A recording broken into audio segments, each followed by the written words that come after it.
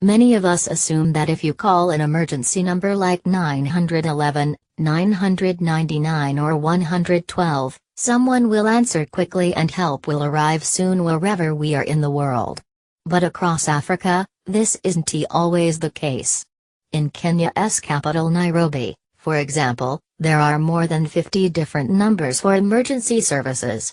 Ringing round trying to find an available crew can be a lengthy, and potentially life-jeopardizing, process. You can wait 2 or 3 hours for an ambulance to arrive. You just take for granted that 911, the U.S. Emergency Services number, exists, and we did as well, says Caitlin Dolkart. She and her business partner Maria Rabinovich had both been working in the health industry in Nairobi for years before starting their company Flare. We thought, what would we do in an emergency? So we started asking people to spot ambulances and realized there were so many around and no one has any idea where they are, says Ms. Dolkart. The pair created an Uber-style online platform that aims to connect people to the closest emergency responders. Private ambulance crews log into the system at the start of a shift. Their locations can then be tracked and monitored by any hospital registered to Flare.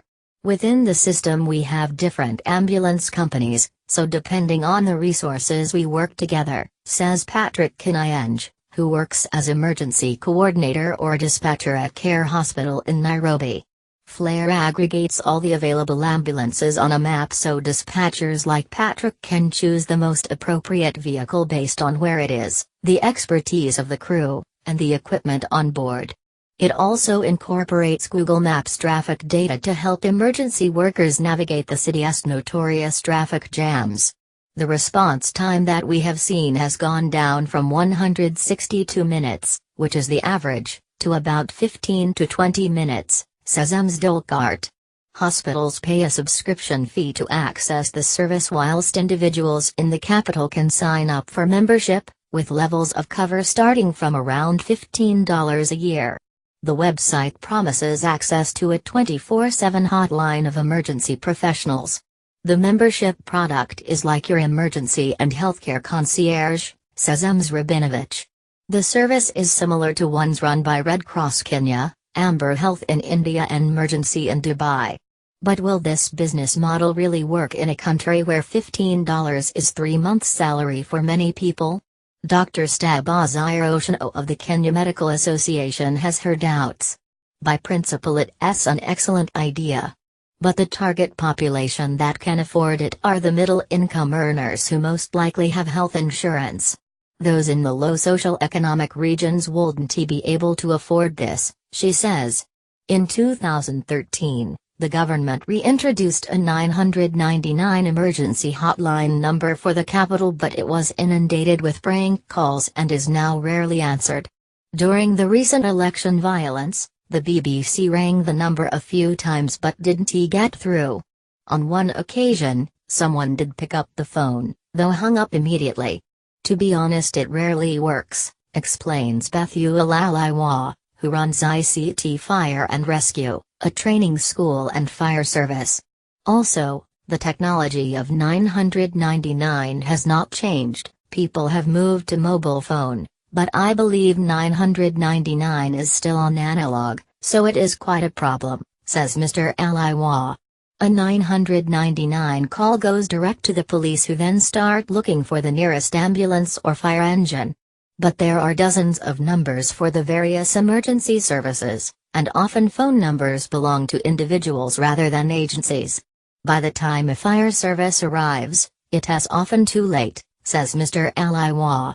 Flare is now working on aggregating private fire agencies onto the system. Due to the nature of Nairobi's roads and the constant traffic jams, the crew at ICT have found that sending smaller fire trucks works better. The downside is they can carry less water. In addition, being a private agency, the places they can get water from are limited. Within 5 minutes the water is done, we need to rush to the nearest hydrant. You're gambling, you know, today you'll either get water or not, says Mr. Alaiwa.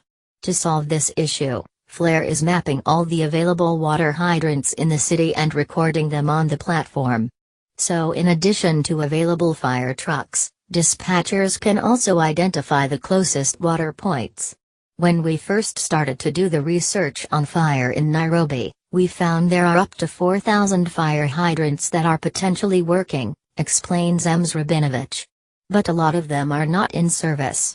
There are about 8 that the firefighters currently use and know about, so there is a huge potential to improve fire response. Flair is currently working with the private sector with the intention of adding more concierge-style features for members, such as real-time updates and treatment information. The startup is also collecting some interesting data. We learned there is a lack of ambulances between 7 a.m. and 9 a.m. because of shift handovers, explains Ems Dolkart. We're trying to encourage operators to stagger shift changes and make sure there is always an ambulance available, she says. Flair hopes the information they are collecting for both the fire and ambulance service will prove useful in coordinating better services across the city.